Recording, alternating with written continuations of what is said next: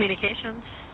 I'm a plumber and I'm on site for a job, and we're snaking a drain, and we've been pulling back. We probably pulled back about 10 pounds, 15 pounds of it looks like flesh type of stuff, meat, and we don't know what it is.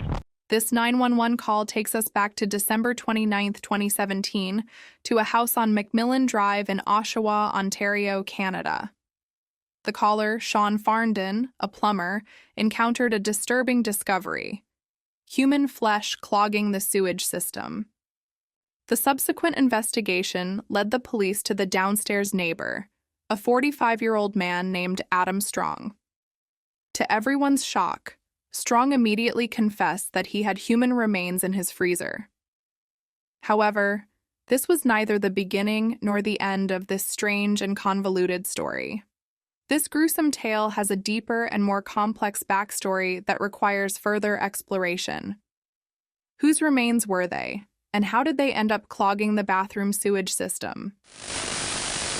In 2017, a horrific crime in Oshawa, Ontario, shocked the entire country to its core.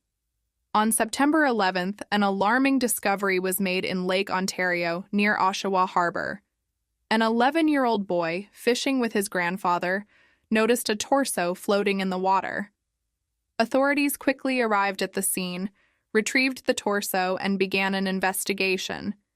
Despite exhaustive searches conducted by marine units, no other body parts were found. An autopsy revealed that the torso belonged to a woman, but the cause of death could not be determined. However, clear signs of trauma led the coroner to conclude that it was a homicide.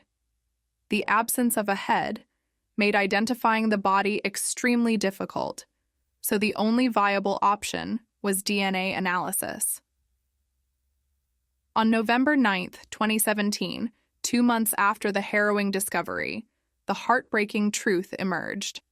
The torso belonged to Rory Hache, an 18-year-old pregnant woman from Oshawa who had gone missing at the end of August that year. Rory Hache was born on July 9, 1999, and was dearly loved by her mother, Shannon Dion. Not much is known about her father, but some of her relatives had a reputation for living dangerously. Her grandfather, Bernard, a former biker, gangster, and boxer, gained notoriety as the founder and national president of the Satan's Choice Motorcycle Club. Rory Hache's uncle, Harley, was also an active member of the Hells Angels, another motorcycle club. Despite these family connections, Rory's childhood was relatively peaceful. She was described as a kind and intelligent girl. Besides her mother, she was very close to her godmother and best friend, Krisha Mieldick. In her early years, Rory excelled in school and, at the age of 13, even earned the prestigious title of Army Cadet of the Year in her local squadron. However, her life took a downturn during her first year of high school when someone introduced her to drugs, leading to addiction. In the following years, Rory's life became tumultuous, with drugs becoming a central part of her existence. Desperate to manage her addiction, she turned to prostitution, causing her mother great distress. Shannon sought help from child welfare services to support her daughter through these challenges. Fortunately, in early 2017, Rory began making strides towards improving her life. She found a job, returned to school, and gained stability by moving in with her boyfriend, Tony. Despite past difficulties, Rory was determined to turn her life around and find a better path for herself. In August 2017, Rory informed her mother of her pregnancy. She was eager to keep the baby, and Shannon supported her. However, Shannon was unaware that her daughter had relapsed into drug use. On August 28th, near a shopping center, Rory met Constable Christopher Kay. Over the years, he had checked on her well-being and made every effort to connect her with social services for assistance. During their conversation, Rory revealed that she had started using drugs again and was going on dates to pay for them. Deeply concerned for Rory's welfare, Constable K sought suitable social services to help her. Unfortunately, by the time he returned, Rory had disappeared. On August 29, 2017, the day after her meeting with the constable, a friend and her mother took Rory to the hospital following a relapse and mental health crisis. Unfortunately, they couldn't stay with her for unknown reasons and left within a few minutes, leaving Rory alone in the hospital. Strangely, just 15 minutes later, she decided to leave the hospital grounds without waiting for the necessary medical help. Surveillance footage shows Rory calmly exiting the hospital, which was the last confirmed sighting of her alive. From that moment, her whereabouts were unknown. When family and friends didn't hear from her for several days, their concern grew. Fearing the worst, they filed a missing persons report with the police, prompting a citywide search and the distribution of missing person flyers. Unfortunately, all efforts to locate Rory were unsuccessful until DNA linked the found torso to her, confirming the devastating news that she had fallen victim to a violent crime. However, the investigation was far from over, as the police still faced the challenging task of finding the remaining parts of her body and piecing together the circumstances of her tragic death. Surprisingly, a breakthrough in the case occurred in an unexpected manner. 2 months after the torso was found, a couple living in an upstairs apartment at 19 McMillan Drive experienced persistent plumbing issues. On December 29th, they called a plumber. Finding no blockage in the upstairs toilet, the plumbers sought access to the downstairs apartment of 45-year-old Adam Strong. As they worked, an awful smell filled the air, much worse than usual. Adam's nervous behavior, pacing and watching them closely while asking numerous questions, added to their unease. Despite being annoyed, the plumbers ignored him as he claimed he had tried but failed to fix the problem himself. They might have ignored him, but what they found in the pipe changed everything. To their horror, they extracted a disturbing 45-centimeter length of pink flesh with attached hair. Alarmed by the shocking discovery, they immediately contacted the police. Officers arrived promptly and confirmed that the plumbers had indeed found human flesh. Gathering vital information from the plumbers and the distressed couple, the officers began questioning Adam Strong. Unexpectedly, Strong admitted it was human flesh and mentioned that the rest was in his freezer. He was immediately taken into custody as the police searched his apartment, uncovering a scene of horror. Every inch was filthy, with a pervasive stench of decay. In the bathroom, they found the toilet removed, indicating Strong's attempt to address the blockage. The most horrifying discovery awaited in the bedroom freezer, where they found the remains of a young woman, with her head in a bag. The decomposing body had a tattoo on the neck that read, "I live," just like Rory Hache's. Further DNA analysis confirmed that the remains found in Adam Strong's apartment belonged to Rory Hache. Evidence of her presence in the apartment was abundant. Her blood was found on the bedroom walls and ceiling, and biological fluids belonging to Strong were on her remains. Her sneakers were discovered wrapped in plastic and stained with blood. Police also found an improvised autopsy table where Strong had dismembered her. The search revealed various intimate items, restraints, knives, and a homemade bomb, which was safely defused. Due to a lack of direct evidence proving Strong had killed Rory, he was initially charged with indignity to a body. Investigators then delved into Adam Strong's background. Known to few, Strong had moved into the McMillan Drive apartment in early 2007. He worked as a security guard on a film set in Oshawa and at 2 gas stations in Ajax. Those who knew him described him as an odd and arrogant man who often talked without knowing when to stop. A former girlfriend described him as abusive and controlling. His landlord, Eugenia Papadakis, had a similarly unpleasant experience. After a fire in March 2017, she and her granddaughter found Strong's apartment filled with trash, old food, and random items, leaving them deeply disturbed. Adam was also fascinated with adult videos and books, indicating his obsession with explicit content. This provided valuable insights into his psyche and shed light on the dark and disturbing world within his apartment. However, this evidence was not sufficient to charge him with murder. Therefore, the detectives aimed to extract a confession. Early on December 30th, 2017, homicide detectives Darren Short and Herman Derego interrogated Adam Strong. By this time, he had already contacted his lawyer. The detectives understood that this was their only chance. A bail hearing was scheduled for the next day, and after that, they would not be able to question him without a court order. They needed to obtain crucial information from Strong while they still had the opportunity. If you're looking for the rest of her, you'll find her in the freezer. My question to you is the person in that freezer, Rory? I decline to answer that question. Okay. You're saying you decline to answer, but you're shaking your head this way. Does that mean anything? No. Okay. Any interest from you at all in telling us your side of things? No. Nothing? The detectives began the interrogation unsure of what to expect. They anticipated Adam would be nervous, but he remained calm, composed, and indifferent. The main challenge was obtaining information about Rory Hache. Adam's stubbornness was perplexing, especially given his admission of storing human remains in his freezer. Realizing time was running out, the detectives shifted tactics, trying to evoke guilt or sympathy. Adam evaded questions, changing the subject and providing shocking responses. He asked for a napkin, wanted to change seats, talked about diving, and claimed to feel no burden. He also requested tap water. Despite lacking evidence to prove Rory Hache was in Adam's apartment, the detectives aimed to uncover the truth about her fate.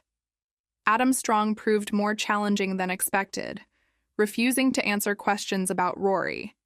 He avoided discussing how he knew her or if he killed her. Attempts to show him photos of Rory were ineffective. He asked to turn them over or not look at them. Offering to eat with him didn't yield results, and discussions about weapons revealed he disliked guns but liked knives. The interrogation continued as the detectives tried to extract more information. Adam showed interest in knives, but didn't consider himself a collector. When asked about his collection, he mentioned a sword. Returning to the murder investigation, they faced his reluctance again.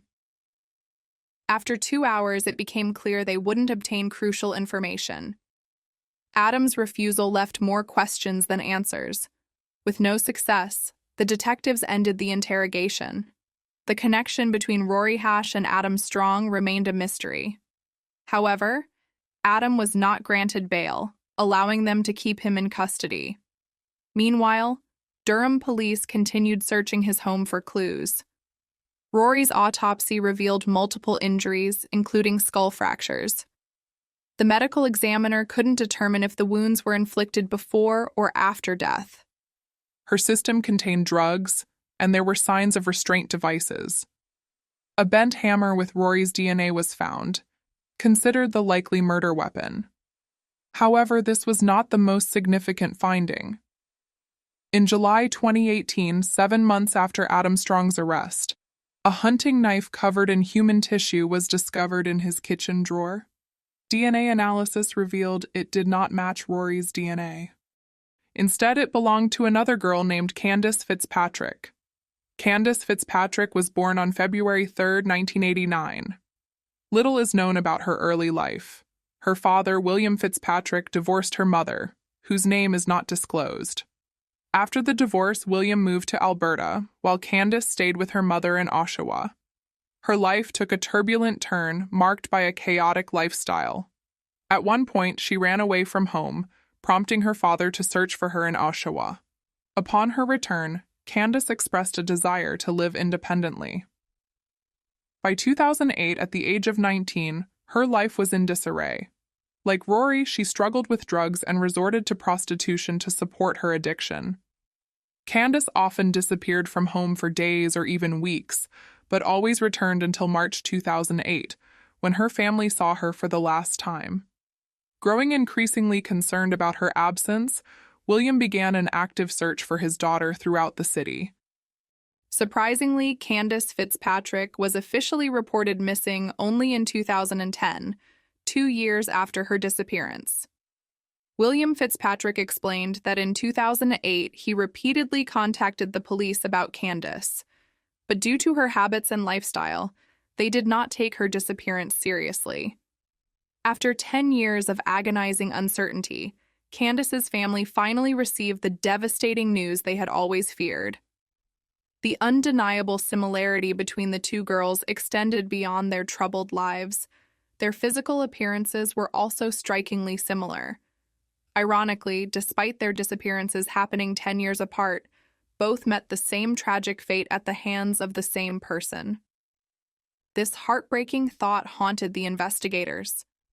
Had Adam Strong been apprehended within 10 years after Candace's death, Rory might still be alive today.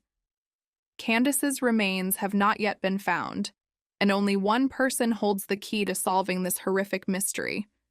Investigators managed to convince prosecutors to drop the initial charges against Adam Strong and instead charge him with the first-degree murders of Rory Hache and Candace Fitzpatrick. This gave the detectives another opportunity to interrogate Adam.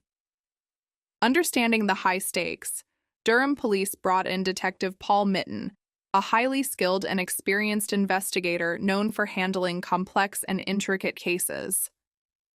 On November 18, 2018, 11 months after the first interrogation, Adam Strong was questioned again. This was the most crucial interrogation. To Detective Mitten's surprise, Adam voluntarily shared information about his treatment in prison, expressing astonishment at how well he was treated, except for a few officers. Detective Mitten saw this as a positive sign. How you doing? Good, you? Had better days. Oh, I'm sure. Paul Mitten. Adam Strong. Adam, you call me Paul today. All right, Paul. I have been amazed at how well I have been treated. Other than a few staff members at the 8SAG. And that's going to continue today. Yeah. I can tell you that. I mean, That's good. How old was Rory? 18. Okay, how much of her body did you guys get back? Obviously the entire skeletal structure, right? well, we obviously, whatever was in the house. Yes, we in the got. freezer. Yes. And how much of it were you able to pull out of the pipes? Quite a bit. It was bad luck. Yeah, that's what I tell people. They're like, you're stupid. I'm like, you kidding me? Well, That's an awesome way. the 24th is when you start this. You said Christmas Eve? Yes. Are you doing this while it's frozen or partially defrosted? Completely defrosted. Okay. Now that would take several hours, wouldn't it? No, not in a bathtub full of hot water. Oh, okay. Like within a couple hours? I wouldn't wager. I had to fill the bathtub up a few times. How's that To keep sound? the water hot? Yes. Gotcha. I don't know if I should really be talking about that, but ultimately you do have me on the... There's no getting around that. Yep. And so, like, this was all one piece, and then this was all one piece up and... I couldn't... Yeah, Really? sorry, man. I don't remember. Really? Yeah, it wasn't important to me, man. Okay. I know that might sound cold and callous, but it just... Oh, I just assumed it would be like the 9/11. No, not at all. You just remember this because it's so, like, monumental.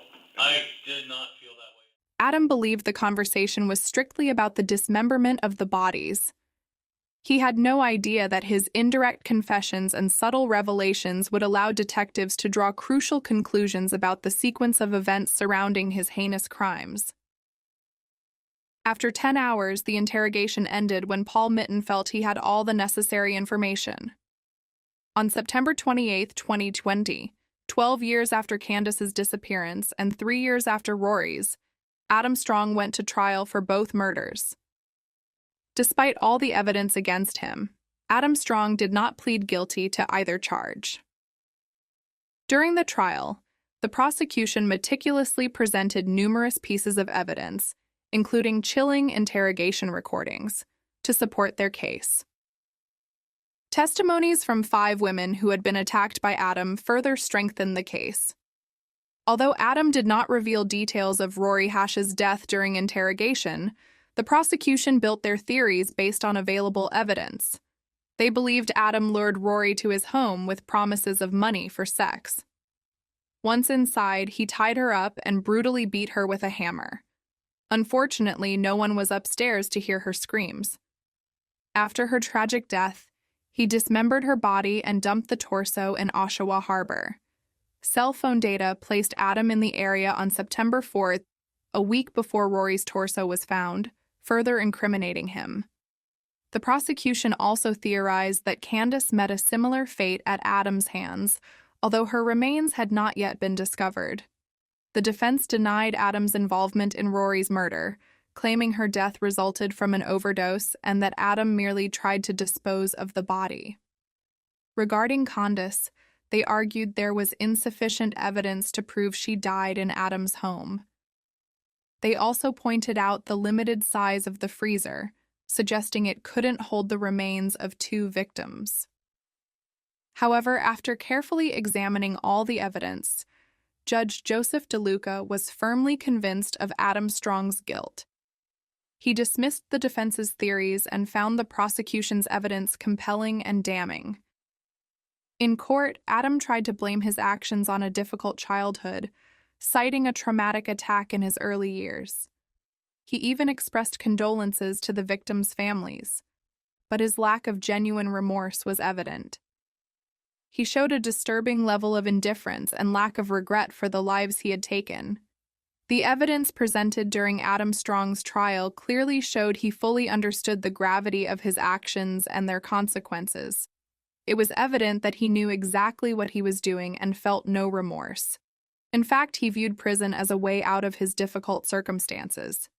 Due to loneliness and financial struggles, he was willing to trade his freedom for the basic necessities provided in prison. Rory Hache was determined to have died during the attack, leading to Adam Strong's conviction for first-degree murder. For Candace Fitzpatrick's death, he was found guilty of manslaughter. In May 2021, Adam Strong was sentenced to life in prison, with an additional 18-year sentence for Candace Fitzpatrick's murder to be served concurrently. This was the maximum sentence allowed by law. While nothing could bring back their loved ones, the families felt justice was served. In July 2021, Strong provided crucial information about Candace Fitzpatrick's remains. Acting on his tip on November 4, 2021, he led police to the burial site. The remains were found on November 8th and identified on November 13th. The final identification was announced on February 16, 2022. The reason for Strong's sudden cooperation is unknown, though it's speculated he sought recognition. Despite the tragic circumstances, the Hache and Fitzpatrick families support each other, finding strength to heal. Although the cases of Rory Hache and Candace Fitzpatrick were solved, police suspect Strong might be linked to other women's deaths. In June 2022, new evidence was found in Strong's apartment, but details remain undisclosed as the investigation continues. Friends, what are your thoughts on this horrific case? Share your opinions in the comments. See you in the next episode.